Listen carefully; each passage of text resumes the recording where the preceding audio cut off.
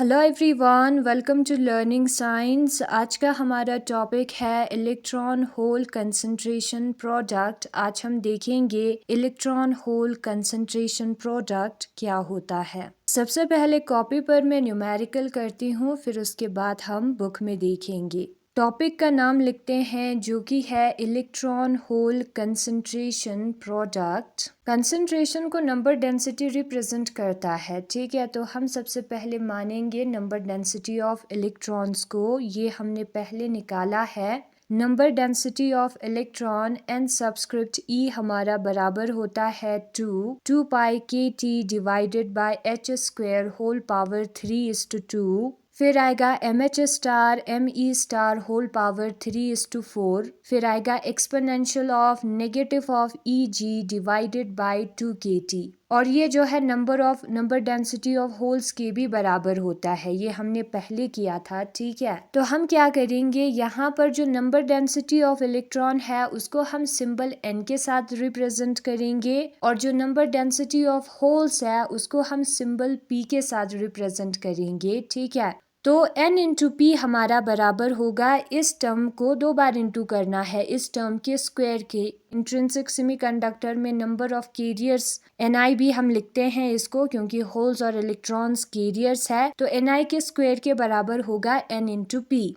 Okay, तो 2 का square होगा 4, और यहाँ पर 2 जब हम लगाएंगे पावर में, ये 2 और ये 2 कैंसिल हो जाएगा, हमें मिलेगा 3 पावर में, ठीक है। और डिवाइड में एच स्क्वायर है तो उसको हमें लिखना है, तो हमें मिलेगा 2 pi K T divided by H square का क्यूब। अब यहाँ पर भी पावर में 2 होगा तो हमें लिखना है एम ई स्टार, फिर हमें लिखना है एम एच स्टार। यहाँ पर इंटू 2 करना है, 2 1 2 2 2 4, पावर में आएगा 3:2। फिर उसके बाद ये एक्सपोनेंशियल है, यानी कि ये टर्म जो है वो पावर में होगा, तो इसको हमें 2 से इंटू करना होगा, क्योंकि इस टर्म का स्क्वायर है 2 भी पावर में होगा। तो यहाँ पर हमें मिलेगा E raise to power, E X P का मतलब होता है एक्सपोनेंशियल, ठीक है। Negative of E G upon 2 K T into 2 square हमने किया है, ये 2 और ये 2 कैंसिल हो जाएगा, तो हमें मिलेगा 2 pi K T divided by H square whole power का क्यूब। फिर हमें लिखना है M E star M H star whole power 3:2।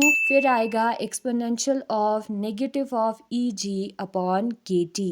तो ये है हमारा इलेक्ट्रॉन होल कंसंट्रेशन प्रोडक्ट। और वही चीज़ यहाँ पर बुक में भी दिखाया है numerically. Electron hole concentration product हमें क्या करना है, इक्वेशन नंबर 6.614 को 6.616 के साथ इंटू करना है, यानी कि एन ई और एन एच वाले टर्म्स को इंटू करना है, तो हमें ये वाला टर्म मिलेगा, स्क्वायर कर देना है, ठीक है। एन ई के जगह पर एन सी नहीं है, यहाँ पर ई है, हम एन लिखेंगे, एन एच के जगह पर पी लिखेंगे, बाकी सारे टर्म्स सेम होगा। अब यहाँ पर एन और पी जो है वो हमारा Ni के बराबर होगा, यानी कि concentration of charge carriers in intrinsic semiconductor. Ni क्या रिप्रेजेंट करता है, कंसंट्रेशन को रिप्रेजेंट करता है। चार्ज कैरियर्स कोई भी हो सकता है इंट्रिंसिक सेमीकंडक्टर में। अब इस इक्वेशन को देखकर हमें पता लग रहा है कि अगर हमारा टेम्परेचर गिवन है, कांस्टेंट है, तो ये जो प्रोडक्ट है N इंटू पी वो हमारा Ni स्क्वायर के बराबर होगा, कांस्टेंट होगा। और यहाँ पर कोई EF वाला टर्म नहीं है,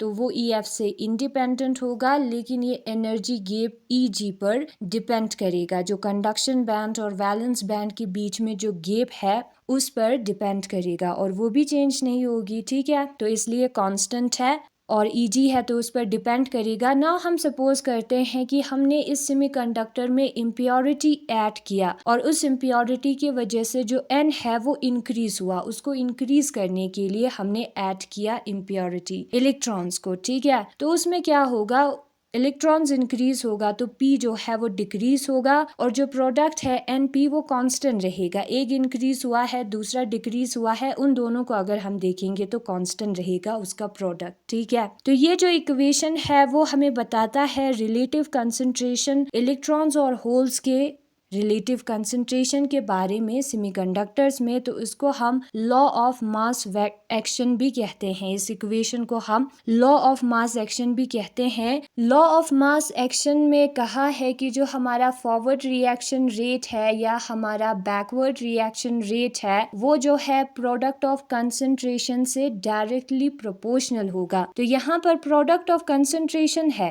N और P का इनटू, ठीक है। तो ये जो इक्वेशन है वो हमारा लॉ ऑफ मास एक्शन बताता है। ये हमारा बताता है रिएक्शन रेट के बारे में जो कि इससे प्रोपोर्शनल होगा, ठीक है। तो इस इक्वेशन को हम लॉ ऑफ मास एक्शन भी कह सकते हैं क्योंकि इसमें हमने कंसंट्रेशंस का प्रोडक्ट किया है। तो वही यहाँ पर लिखा है, कंसंट्रेशन को यही इक्वेशन गवर्न करता है, यही इक्वेशन देखता है, इसलिए इस इक्वेशन को हम लॉ ऑफ मास एक्शन भी कहते हैं। तो यही है आज का हमारा topic electron hole concentration product के बारे में। Thanks for watching.